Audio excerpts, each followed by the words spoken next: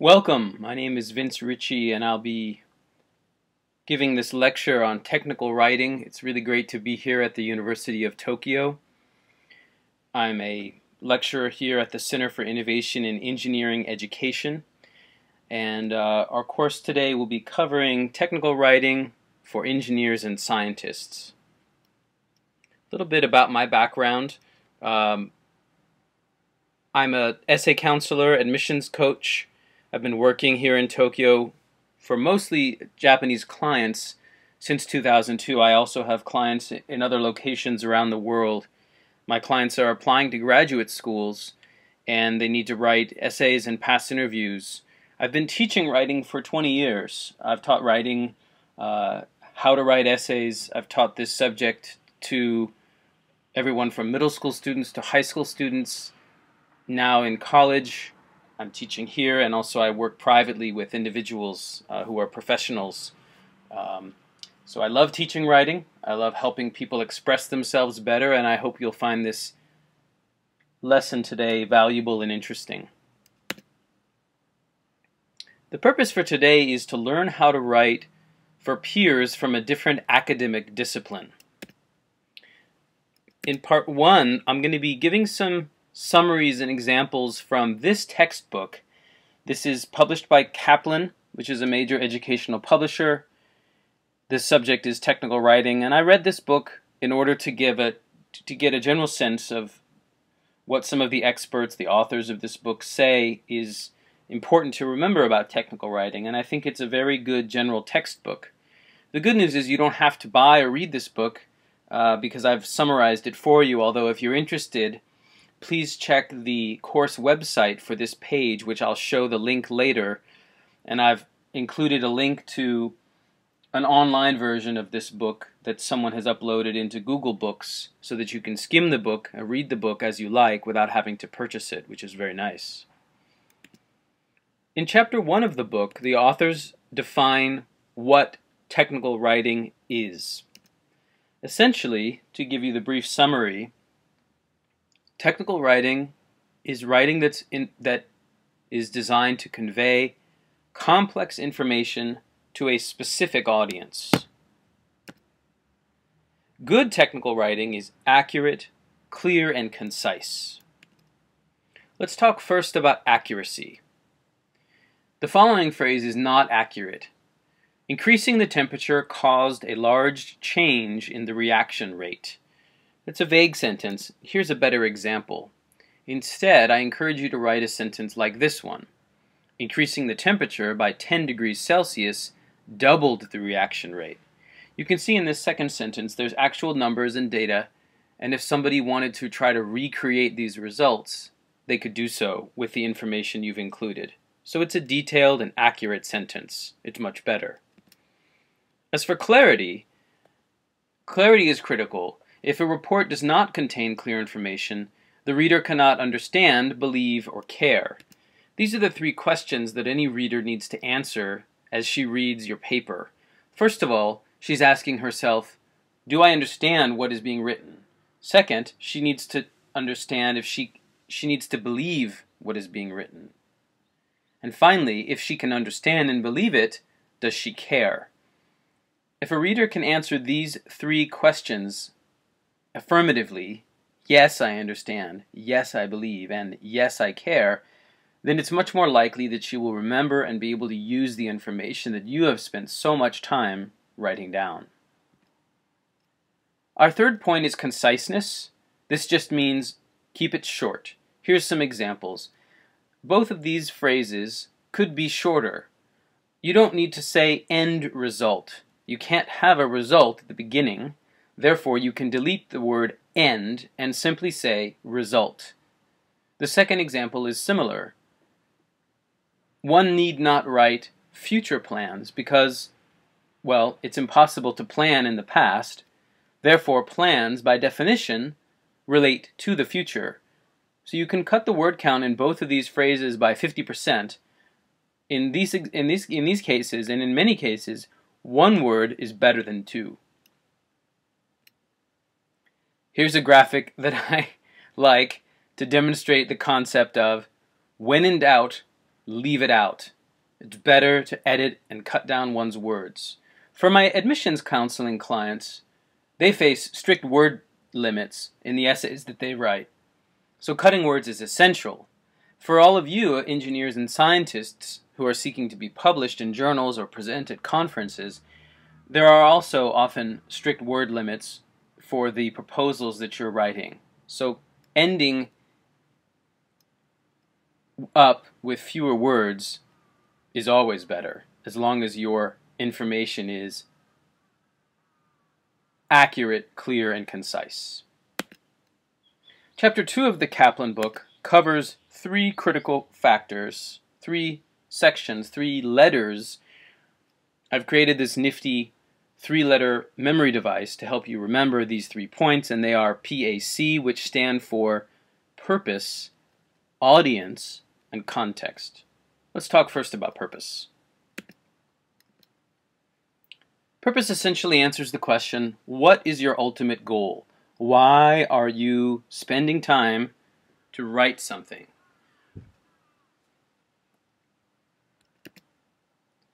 In the case of science and engineering, for academics and researchers like yourselves, as I think you know, the core rule in academia and research is publish or perish. This means if you're not getting your work out there in the world, publishing it, publishing your writing, you will perish, which means die. So if you want to move ahead, if you want to keep your job, let alone move ahead in your job, you need to publish. And if you want to publish, you need to be a better writer.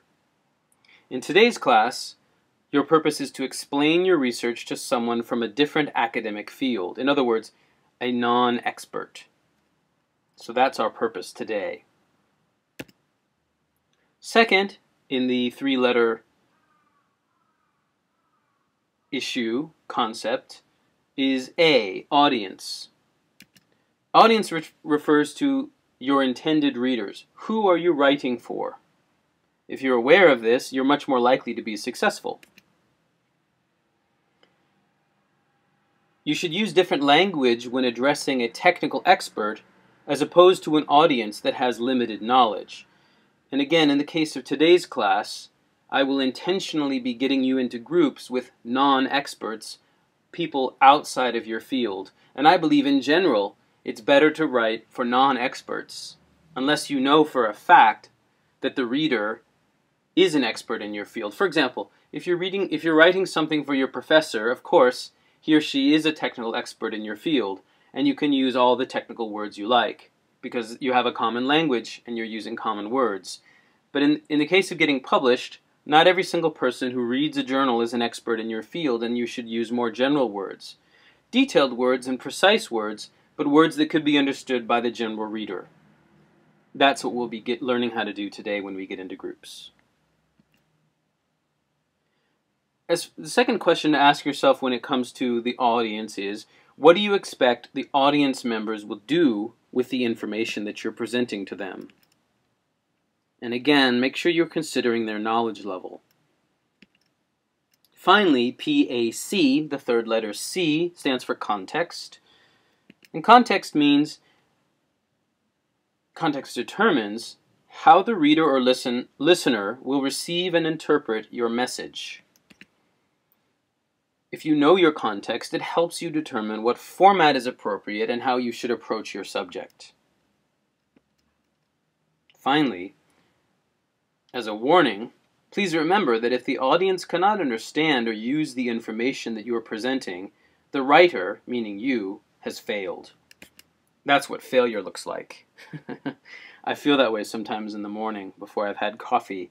When writing, please try to avoid this feeling. So to sum up, your goals today, your goals always, anytime you write, are to be accurate and to be clear and to be concise. And the way to do that is to consider your purpose, your audience, and the context of your writing. Part 2 of today's lecture is going to be summarizing an article that's called Writing Tips for PhD Students. Now, I realize only a small fraction of you are enrolled in PhD programs, but The title of this article is somewhat deceiving. I believe these writing tips are valuable for anyone. In fact, I encourage all of my admissions counseling clients who are not PhD students in most cases. They're master's applicants. They're trying to get a master's degree, but still I think these writing tips are very useful for anyone. The author of this article that I'll be summarizing today is named John Cochrane, and he's a professor at the University of Chicago's Booth School of Business. There's a picture of him. In his article, which I suggest you read in its entirety, and I'll provide a link to it later at the end of this presentation, the first section of his article summarizes issues related to the organization of your writing. He says, figure out the one central and novel contribution of your paper. Write this down in one paragraph. And as with all of your writing, it must be concrete. Now, when Cochrane talks about a contribution, he's referring to an addition to your field's overall knowledge, something that adds value to your field, something new and different that others have not said before. That's the way to get noticed, that's the way to get published, and ultimately that's the way to get ahead in your field. Here's a sentence that is not good. Please don't write, I analyzed data on executive compensation and found many interesting results. Now, I see this kind of sentence all the time, and I don't want you to write it because it's vague. Many interesting results. Go straight and to include the result here. Include the contribution in the beginning of your essay. That's called putting the end at the beginning, putting the conclusion and contribution right up front. It's going to capture your reader's attention, and all readers are busy, so putting the information right at the beginning is going to work much better for you in the long run.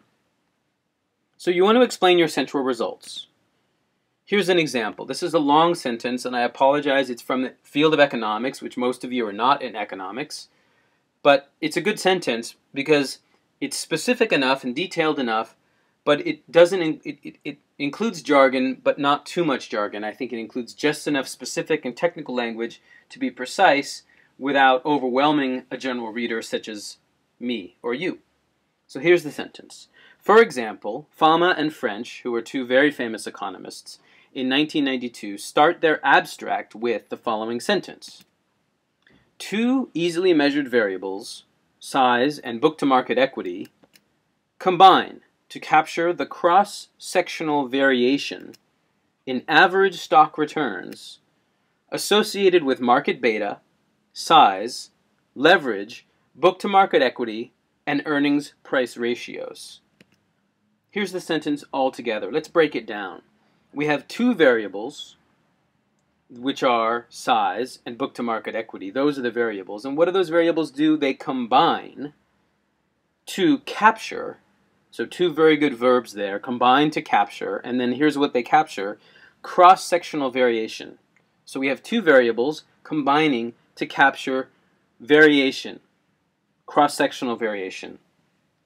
And then here are the qualifiers. In average stock returns associated with 1, 2, 3, 4, 5 things. Those 5 things are market beta, 1, 2, size, 3, leverage, 4, book-to-market equity, and 5, earnings price ratios. So we have two variables combining to capture one kind of variation in stock returns related to 5 variables. It's a very clear and specific sentence. No one else had said this before, and it's very clear and precise. You can see they're using specific words, but they're not using words that are unnecessarily complicated. They're just using the precise terms in their field, which, again, most of us could guess what these things mean, even if we're not experts in economics or in this particular field of economics. So this is how they start their paper. It's the single contribution of the work, and it helps the readers focus and get to the contribution quickly. Here's a couple of points Cochrane makes, and I completely agree. You should never assume, as a writer, that your reader will read the whole paper from start to finish. Most readers skim, so you should make it easy for them to skim. As you know, skimming means simply to jump around the paper, mostly focusing on the opening paragraph, the topic sentences, and the conclusion. That's the fastest way to read, and in all the stuff in the middle, the body paragraphs and all the examples and details, most people skim through those. Their eyes pass over them very quickly. I'm sure you do that in whatever native language, if you're reading in Japanese, for example, and it's the exact same thing in English. And you should write with this in mind. Then Cochrane goes on to talk about newspapers as good examples of organizing information with the central contribution, the main idea, right at the beginning. Newspapers start with the most important part, and then they fill in the background later for readers who want more details. That's what this looks like in terms of a graphic image. You start with the main idea, then provide the context. In other words, put the what first, followed by why and how. Another way to say this is to put the end at the beginning. Too often we never really find out what the contribution of the paper is until the last page. The structure of that kind of writing, which is an upside-down pyramid or upside-down triangle, looks like this. It begins with the context, and after all of the context is done, after all of the background information is included, finally the writer gets to his or her main idea. In other words, the writer puts why or how before she puts what. This is not good. This is better. Main idea before context. What before why and how. And this is easy to say and cute to have these little pictures, and it's really hard to do. That's why usually when you first write something, it does look like this. You may not know exactly what your main idea is until you're finished. The process of writing helps you clarify your thinking. So your first draft might look like this, and that's fine, and that's why you always need to rewrite and edit. Eventually, your final draft should be organized like this, with the main idea right at the beginning. It's not going to happen the very first time, but if you create an outline and rewrite your work as many times as necessary, it'll look right, it'll be logical, and it'll be more successful. Here's some summaries, some summary points to remember from what Cochrane has said. First of all, put your contribution first. Put the what before the why, the contribution before the methods. Second, remember that your readers skim. Third, try to organize your ideas into a triangular style with the main idea at the top. And open with your main idea. Next, Cochrane talks a little bit about abstracts. The focus of an abstract, the function of the abstract, is to communicate your core contribution. Most journals allow 100 to 150 words. That's really short.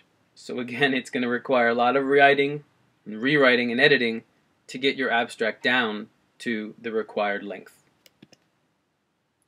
One way to get the abstract to be as short as possible is to avoid writing phrases and sentences like these. Data are analyzed, theorems are proved, and discussion is made. This is passive language and it's really vague. It's just not necessary.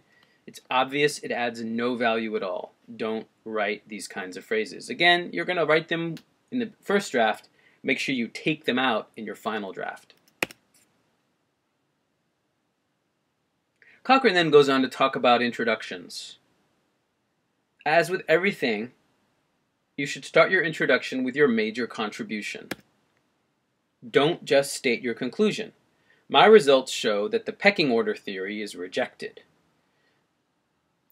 There's nothing wrong with this sentence from the point of view of grammar, but it doesn't actually specify how the result was achieved. Here's a better sentence, or a better type of sentence. In a regression of x on y controlling for z, the coefficient is q. This is specific and detailed. It jumps right out at the reader, who is then curious to know how the writer arrived at this conclusion. Much different, much better than this kind of sentence. This is too general and too vague. This is much more specific, precise, and interesting. Another kind of sentence to not write, to avoid writing, is this kind of sentence. Financial economists have long wondered if markets are efficient. This is a kind of philosophical, general, historical statement. I see this all the time in writing. I understand why people do it, but I encourage you not to do it. Also, you should avoid general historical summaries like, the finance literature has long been interested in blah, X. It's true, but everyone knows it. So jump right. This has nothing to do with your contribution. Start with yourself. Put yourself in the story right at the beginning. Again, here's our famous example from Fama and French.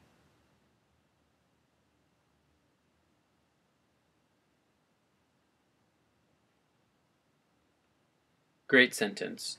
Probably took them hundreds of hours to synthesize all of their research down to this one core contribution. Remember, this is the very first sentence in their abstract. When you write your samples, I want you to put a similar sentence in your field right at the beginning. This will take a lot of time. But it's worth it if you want to get published and you want to get noticed and you want to get ahead in your field. Then, Cochrane talks about the body of the paper, and again, same core message, get to the central result as fast as possible. Put nothing before the main result that the reader does not need to know in order to understand the main result. Alright, we'll pause for a moment. As you can see from Cochrane's work, his core message is the same, it's consistent. Figure out your contribution. Always begin with your contribution. Don't hide behind general phrases and general sentences. Start with your ideas. Next, in his paper, he outlines some general writing tips that I think are very useful and valuable, and I'm going to summarize a few of them here. First of all, as you edit, ask yourself, can I make the same point in less space? And then ask yourself, do I really have to say this? If the answer is no, cut it out, take it out, remove it. Cochrane's next point is that you should document your work. A fellow graduate student must be able to sit down with your paper and reproduce every number in it from the instructions that you've included in your paper. Don't make assumptions. The most important thing in writing is to keep track of what your reader knows and does not know. Again, as far as audience, you should constantly be asking yourself, who are your intended readers? Consider their knowledge level.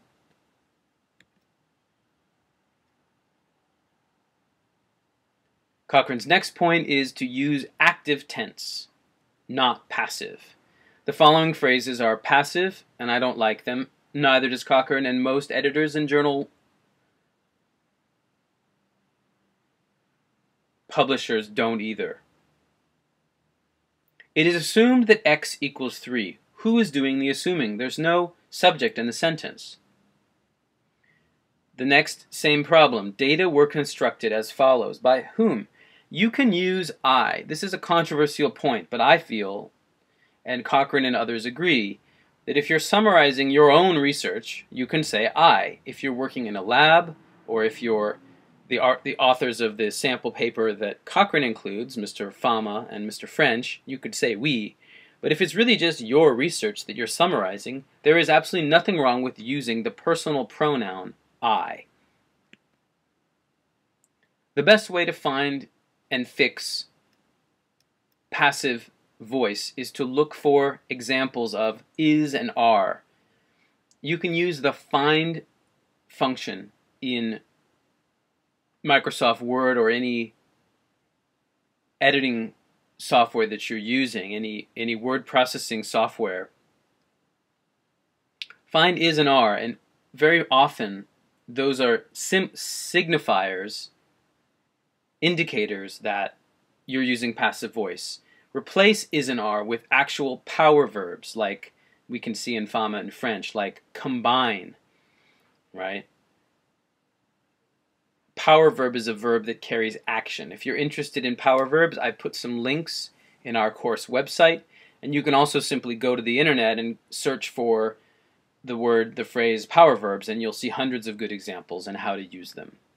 It's a good skill. You should learn how to use it. Verbs are your friends. Verbs are the most powerful parts of a sentence. Use them well. His next point is that you should take responsibility for what you are writing. Passive voice sort of hides behind a general and vague, unnamed actor or subject. Active voice, on the other hand, takes clear responsibility for who is doing the research, who is finding the results. To summarize what we've said so far, remember that your audience is king. Your audience is the most important. Always think of your audience first when you're writing. Don't assume anything about your audience in terms of their expertise. Use active verbs, not passive voice. And finally, take responsibility for your writing and your results. His next point as writing tip is to use a normal sentence structure that follows subject, verb, object format.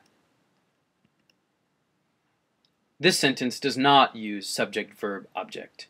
The insurance mechanisms that agents are the subject, but they're not at the beginning of the sentence. It should start with agents utilize insurance mechanisms, but this bad sentence starts with the insurance mechanisms that agents utilize to smooth consumption in the face of transitory earnings fluctuations are diverse.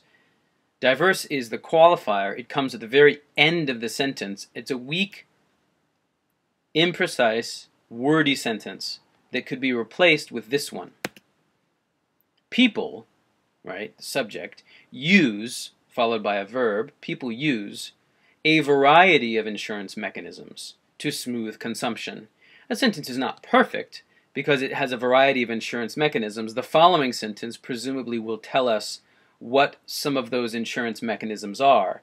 But it's a decent sentence. It's short and clear, and we can easily see why people use these mechanisms. They use them in order to smooth consumption. It says the same thing as the previous sentence in about half the words.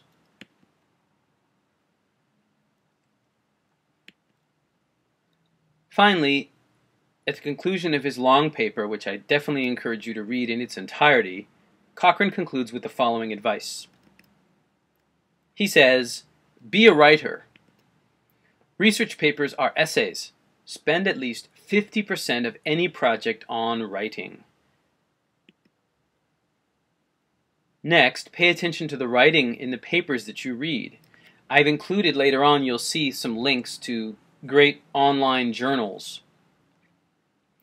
In previous classes, students have come up to me and asked me, what should I be reading?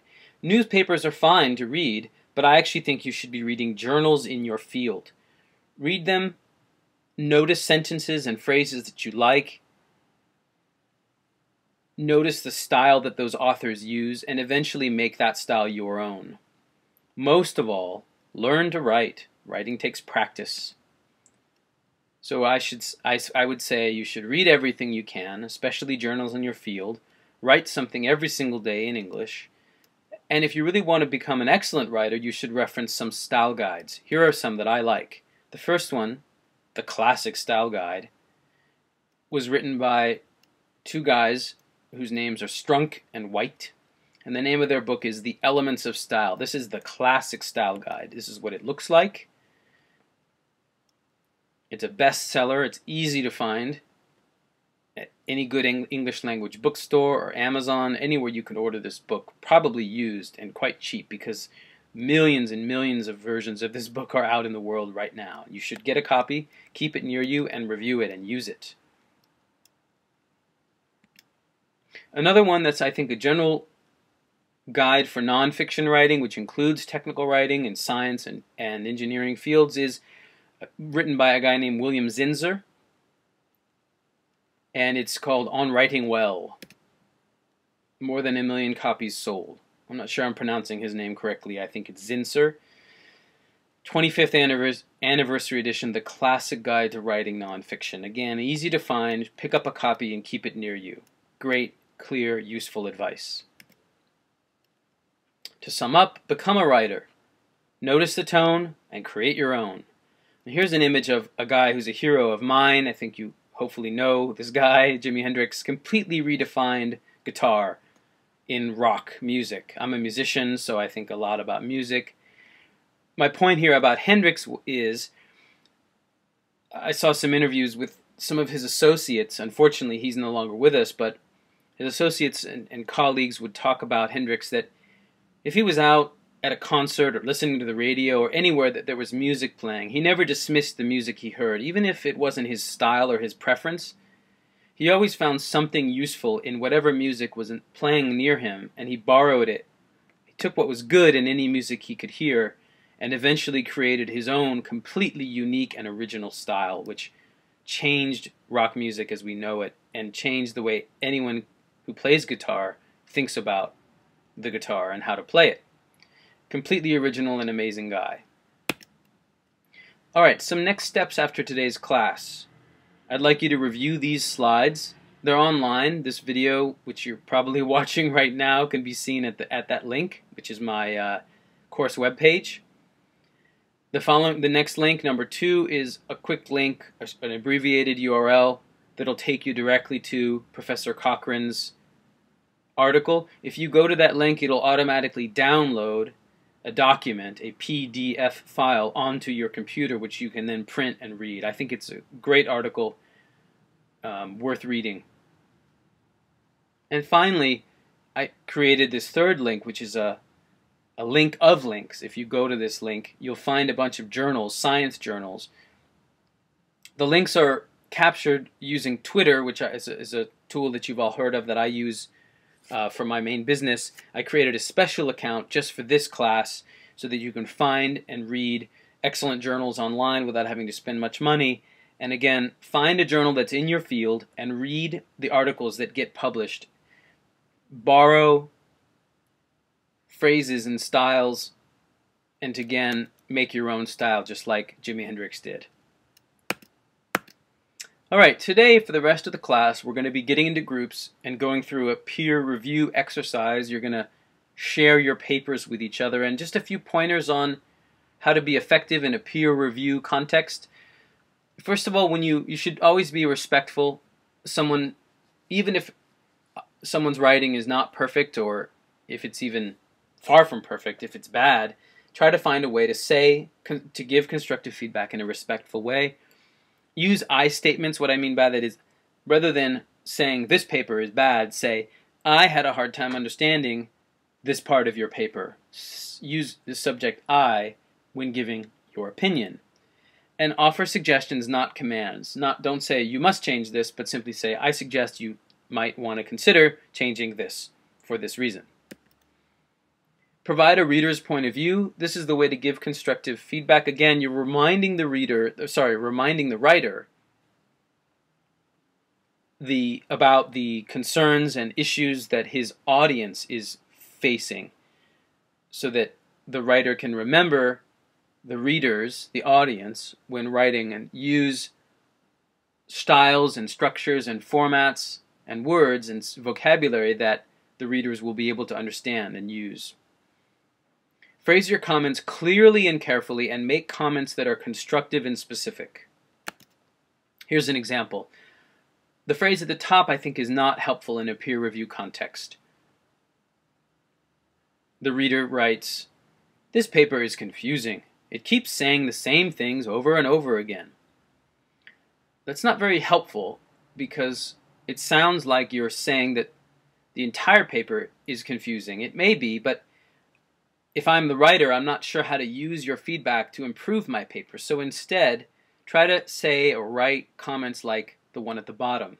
It sounds like paragraph 5 makes the same point as paragraphs 2 and 3. Alright, I'll pause now and allow you to ask any questions.